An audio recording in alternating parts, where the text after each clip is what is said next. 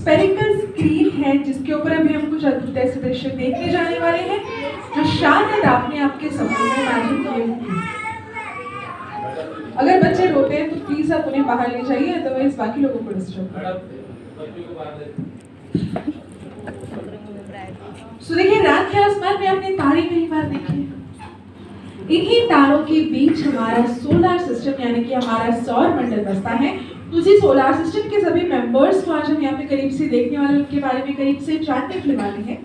तो मिलते हैं सबसे पहले और सबसे खास मेंबर से, सन यानी कि सूरज, जिसके बिना हमारी ये सौरमाला बिल्कुल भी अधूरी है, क्योंकि ये एकमात्र ऊर्जा स्रोत है, हमारी एनर्जी रिसोर्स है, जिससे कंटिन्यूअसली हमें ऊर्जा मिल रही है। और जो सभी ग्रह हैं उनमें जो भी घटनाएं घटती है वो इस सूरज से मिलने वाली ऊर्जा की वजह से ही घटती है। और ये हमारी सौरमाला का सबसे बड़ा और सबसे गर्म ऑब्जेक्ट है, इतना बड़ा कि इसके अंदर हमारे पृथ्वी जैसे 13 लाख ग्रह समा सकते हैं। और यहाँ की सतह का ही तापमान लगभग 4000 से 5000 डिग्री सेल्सियस होता है। पर देखिए, ये तो कुछ भी नहीं, इसके कोर में यानी कि इसके केंद्र में तापमान लगभग 1.5 बिलियन डिग्री सेल्सियस तक जाता है। इतना ज्यादा गर्म है ये सूरज। तो सवाल ये उठता है कि इतनी गर्मी इसमें आती कहाँ से है? तो इसके कोर में, इसके केंद्र में निर्माण होती है। इसके कोर में हमेशा खास टाइप की रिएक्शन चल रही होती है जिसे कहा जाता है न्यूक्लियर फ्यूजन रिएक्शन। तो वहाँ होता क्या है कि हाइड्रोजन गैस के एटम्स कंबाइन होकर हीलियम गैस का एटम फॉर्म करने की कोशिश करते हैं, और इस प्रोसेस के दरमियान, इस प्रक्रिया के दरमियान बहुत सारी ऊर्जा निर्माण होती है जो कि हीट और लाइट के फॉर्म में रिलीज होती है। तो मुझे बताइए कि ये स्टार है या प्लैनेट है? स्टार। ये एक स्टार है, एक सितारा है। क्यों हम इसे सितारा कहते हैं? क्योंकि ये इसके पास अपनी खुद की लाइट है, ये अपनी खुद की लाइट इमिट करता है, और जो अपनी खुद की लाइट इमिट नहीं करते उन्हें हम प्लैनेट्स यानी कि ग्रह कहते हैं। सो बढ़ते हैं ग्रहों की तरफ और मिलते हैं सबसे पहले ग्रह से मर्क्यूरी यानी कि बुध ग्रह, जो हमारी सौरमाला का सबसे छोटा प्लैनेट है और सूरज के सबसे करीब में रहने वाला प्लैनेट भी है। पर देखिए, आश्चर्य की बात ये है कि सूरज के सबसे करीब में रहते हुए भी ये सबसे गर्म प्लैनेट नहीं है। यहाँ पर रात का तापमान लगभग -180 डिग्री सेल्सियस होता है। इतना ज्यादा ठंडा, इतनी ठंडी तो हमारी पृथ्वी पे नहीं होती। फिर ऐसा क्यों? ऐसा इस वजह से क्योंकि यहाँ पर एटमॉस्फेयर यानी कि वातावरण नहीं है। तो वातावरण का क्या संबंध? एटमॉस्फेयर में जो गैसेस प्रेजेंट होती है, जो वायु होती है, वो सन की हीट को ट्रैप करती है, अब्सॉर्ब करती है और उस प्लैनेट पर टेम्परेचर मेंटेन करके रखती है। पर क्योंकि यहाँ पर एटमॉस्फेयर नहीं है, तो यहाँ पर दिन का टेम्परेचर तो 430 डिग्री सेल्सियस होता है, लेकिन रात का टेम्परेचर तुरंत नीचे आके -180 डिग्री सेल्सियस हो जाता है। यानी कि जितना जल्दी गर्म होता है उतना जल्दी ठंडा भी हो जाता है। इसके बाद में बारी आती है वीनस यानी कि शुक्र ग्रह। शुक्र तारा आपने सुना होगा। वो शुक्र तारा असल में यही है, ये बिल्कुल एक तारे की तरह चमकता हुआ हमें आसमान में नजर आता है, पर हम कहेंगे ये तो ग्रह है। हाँ, ये ग्रह यानी प्लैनेट ही है, लेकिन इसके सरफेस पर ये जो व्हाइट पैचेस देख पा रहे हैं, ये व्हाइट पैचेस मतलब कॉन्सेंट्रेटेड सल्फ्यूरिक एसिड, जिसे आम भाषा में तेजाब कहा जाता है, वो तेजाब के ही बादल है। और ये एसिडिक बादल होने के कारण एक रिफ्लेक्टर मिरर की तरह काम करते हैं, आईने की तरह काम करते हैं और सनलाइट को रिफ्लेक्ट करते हैं, इसलिए काफी चमकीला हमें नजर आता है। जनरली सुबह के समय या शाम के समय में पश्चिम दिशा की ओर इसे ज्यादातर देखा जाता है, इसीलिए इसे मॉर्निंग स्टार या इवनिंग स्टार भी कहते हैं। और ये हमारी सौरमाला का सबसे गर्म ग्रह भी है, द हॉटेस्ट प्लैनेट। तो अब ये गर्म क्यों होगा? क्योंकि अब यहाँ पर एटमॉस्फेयर है और इसके एटमॉस्फेयर में बहुत ज़्यादा मात्रा में CO2 गैस जैसी ग्रीन हाउस गैसेस पाई जाती है। और ग्रीन हाउस गैसेस वो होती है जो सन की हीट को बहुत ज़्यादा मात्रा में एब्जॉर्ब करती है, इसलिए ये प्लैनेट सबसे गर्म प्लैनेट है। इसके बाद में बारी आती है सबसे खूबसूरत प्लैनेट की, हमारी अर्थ, हमारी पृथ्वी, हमारा होम प्लैनेट। तो आप देख पा रहे हैं ना कितनी सुंदर है हमारी पृथ्वी। बहुत ज्यादा नीले कलर में दिखाई दे रही है। ये नीला कलर किस वजह से? पानी यानी कि वाटर। हमारी अर्थ के सरफेस पर लगभग 71% यानी कि 71% पानी है और 29% यहाँ पर लैंड प्लैनेट है इसलिए बहुत ज्यादा नीली हमें दिखाई देती है। और आप देख पा रहे हैं थोड़ी सी तिरछी भी आपको नजर आ रही है। तो अर्थ जो है अपनी एक्सिस पर, अपनी धुरी पर 23.5 डिग्री से टिल्टेड है, झुकी हुई है। और इसी झुकाव के कारण हम यहाँ पर सीजनल वेरिएशंस यानी कि ऋतु परिवर्तन अनुभव करते हैं। और जैसा कि आप सब जानते हैं कि एकमात्र ऐसा ग्रह है जहाँ पर जीवन पाया जाता है, जहाँ पर लाइफ का एग्जिस्टेंस है। तो सिर्फ इसी ग्रह पर क्यों जीवन है, बाकी ग्रहों पर क्यों नहीं? तो देखिए इसकी कई सारी वजह है, कई सारे कारण हैं, लेकिन इसके 3 सबसे मुख्य कारण हैं। उनमें से सबसे पहला ये कि ये गोल्डीलॉक्स जोन में आती है। गोल्डीलॉक्स जोन का मतलब ना तो सूरज के बहुत ज्यादा करीब ना बहुत ज्यादा दूर, इस वजह से यहाँ का टेम्परेचर जो है वो हमारे लिए सूटेबल हो जाता है। दूसरा रीजन ये कि यहाँ पे पानी जो है वो लिक्विड फॉर्म में यानी कि तरल फॉर्म में है और इसे हम आसानी से इस्तेमाल कर सकते हैं, जो हमें जीवित रखता है।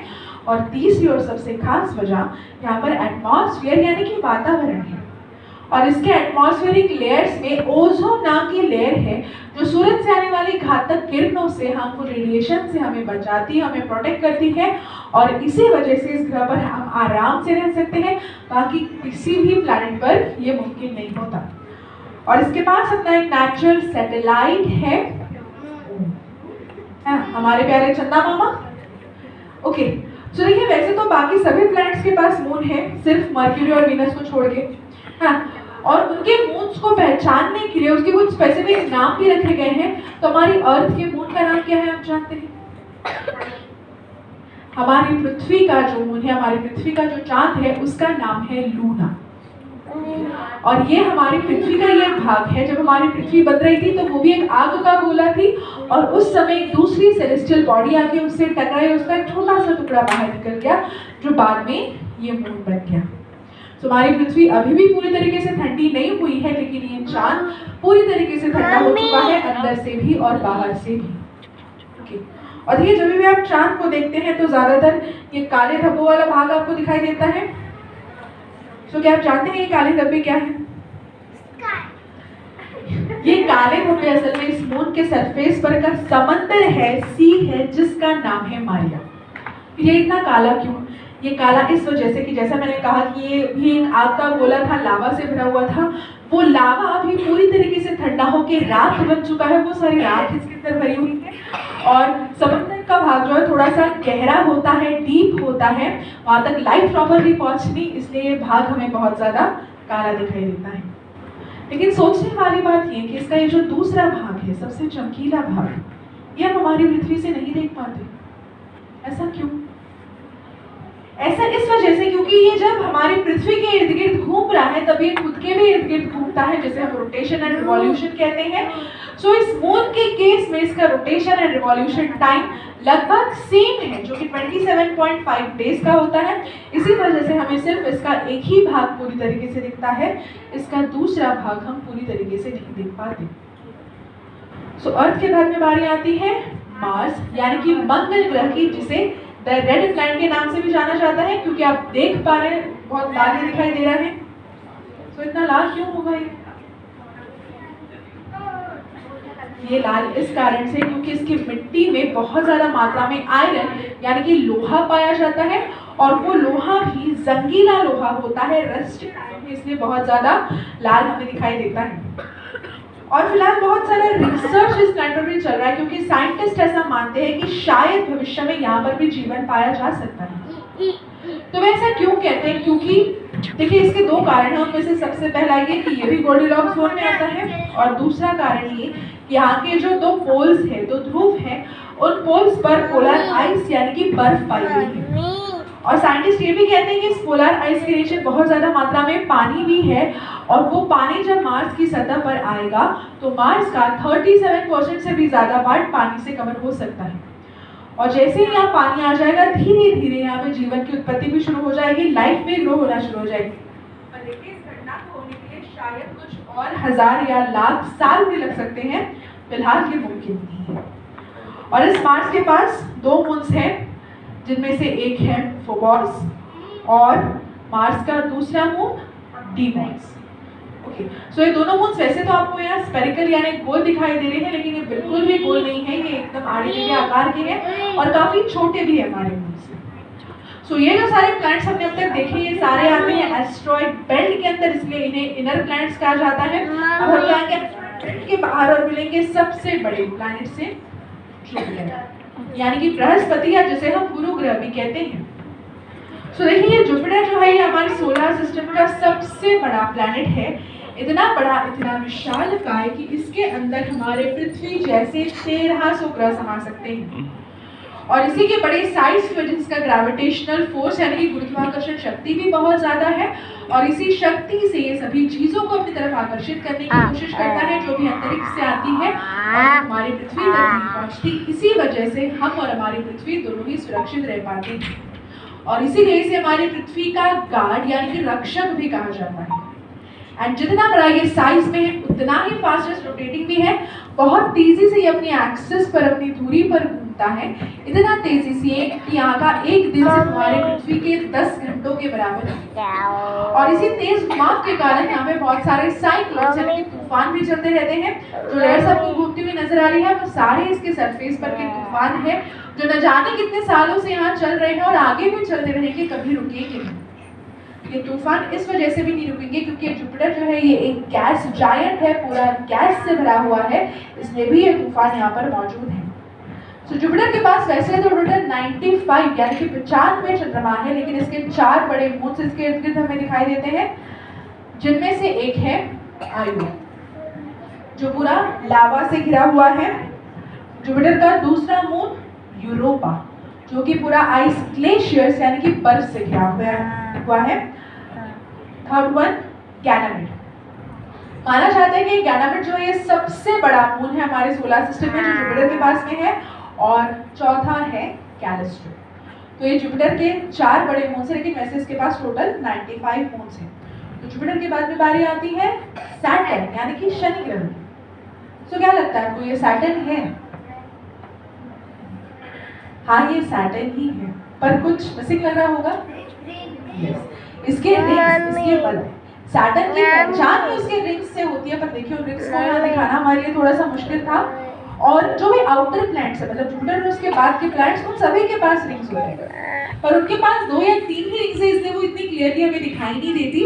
पर इस सैटर्न के पास 30 से भी ज्यादा रिंग्स है, और ये जो रिंग्स है ये इसके ही अपने मून से बनी है। इसका एक बड़ा सा मून, एक बड़ा सा चांद जब इसके एटमॉस्फेयर के कांटेक्ट में आया तो एटमॉस्फेरिक प्रेशर के कारण वो फूट गया, उसके टुकड़े टुकड़े हो गए, और जब टुकड़े हुए तो बहुत सारा कचरा यानी कि डेब्रीज भी रिलीज हुआ, और बाद में वो सारे टुकड़े और वो कचरा इसके इर्द गिर्द घूमने लगे इसके गुरुत्वाकर्षण शक्ति के कारण, और ऐसी इसकी 30+ रिंग्स फॉर्म हो गई जो कि 7 ग्रुप्स में डिवाइडेड है। और देखिए ऐसा कहते हैं कि शनि ग्रह अगर कुंडली में आ जाए तो काफी भारी पड़ता है, पर देखिए हमारा ये शनि ग्रह बिल्कुल भी भारी नहीं है। ये बेचारा तो इतना हल्का है कि इसे उठाकर अगर आप पानी में रख दे तो ये तैरने लगेगा, डूबेगा नहीं। देखिए ये अपने आप में एक आश्चर्य की बात है, क्योंकि सैटर्न जो है दूसरा सबसे बड़ा ग्रह हमारी सौर माला में, लेकिन अगर हम पानी पे रखते हैं और ये पानी पे तैरेगा, इसका मतलब क्या? बहुत हल्का इस वजह से क्योंकि ये भी एक गैस जायंट है, पूरा गैस यानी कि वायु से भरा हुआ है, और जो भी गैसेस यहाँ पर प्रेजेंट है वो सारी लो डेंसिटी गैसेस यानी कि कम घनता वाली गैसेस है, इसलिए ये सबसे हल्का प्लैनेट है। और सैटर्न की एक और पहचान भी है, इसे अभी किंग ऑफ मून्स यानी कि चंद्रमाओं का राजा भी कहते हैं, क्योंकि आज के डेट में सबसे ज्यादा मून्स हमें सैटर्न के आसमान में दिखाई देते हैं, जिसका आंकड़ा है लगभग 145। ओके, सो सैटर्न के बाद में बारी आती है यूरेनस यानी कि अरुण ग्रह की। सो देखिए यूरेनस की पहचान ऐसी है कि इसे हमारी सौर माला का सबसे ठंडा ग्रह मानते हैं, पर सोचने वाली बात यह कि इसके बाद में नेपच्यून भी आता है, और नेपच्यून की दूरी सूरज से ज्यादा है, तो उसने सबसे ठंडा होना चाहिए। फिर ये ठंडा क्यों? ये पहले नहीं था, बाद में हुआ। कब? जब एक अर्थ साइज का कॉमेट आके इससे 2 बार टकरा गया, और वो एक्सीडेंट इतना डेंजरस था कि ये खुद को संभालते संभालते 90 डिग्री से टिल्ट हो गया, और इसी एक्सीडेंट में इसने अपनी बहुत सारी नेचुरल हीट, नेचुरल एनर्जी भी खो दी, और 90 डिग्री टिल्टिंग के कारण सनरेज भी इसके सरफेस तक प्रॉपर्ली पहुंच नहीं पाती, इसलिए अभी पूरी तरीके से ठंडा होके एक आइस जायंट बन गया है, बर्फ बन गया है। और जब ये अपने एक्सिस पर घूमता है तो बिल्कुल एक घूमते हुए पहिए की तरह हमें नजर आता है, इसलिए इसे रोलिंग प्लैनेट या क्राउलिंग प्लैनेट के नाम से भी जानते हैं। And now the last one, Neptune. तो देखिए वो हमारी सौरमाला का सबसे अमीर ग्रह मानते हैं। तो ऐसा क्या होगा इसके पास जो इसे अमीर बनाता है? यहाँ पे बहुत सारे डायमंड्स यानी कि हीरे हैं, पर दुख की बात यह है कि उन हीरो को जमा करने के लिए कोई है नहीं। तो आप में से कोई जाना चाहेंगे क्या? काफी लेडीज भी मुझे यहाँ दिखाई दे रही है, तो लेडीज को तो डायमंड्स कितने पसंद होते हैं ना, और वो डायमंड्स बिल्कुल फ्री ऑफ कॉस्ट आपके लिए वहाँ अवेलेबल है, कोई पैसे भी नहीं लगते, जीएसटी भी नहीं लगती। तो वो जाना चाहेंगे क्या? जाना चाहेंगे? चलो बहुत अच्छी बात है। लेकिन देखिए जाने से पहले कंडीशन है, जाने के पहले अपना बीमा करा के चले जाना बस, है ना? क्योंकि जाने की तो पूरी गारंटी है, लेकिन वापस आने की कोई गारंटी नहीं, क्योंकि जैसे आप यहाँ चले जाएंगे वो सारे डायमंड्स आपकी तरफ अट्रैक्ट हो जाएंगे, है ना? और शायद आपको पता होगा कि डायमंड जो है सबसे हार्डेस्ट मटेरियल है। इतना हार्ड के डायमंड ग्रेडियंट ग्लास को कट करने के लिए या बड़े बड़े पत्थरों को कट करने के लिए यूज होता है। और सोचिए अगर वो एक पत्थर को कट कर सकता है तो आपकी क्या हालत करेंगे, है ना? सो जाना तो मुमकिन नहीं है।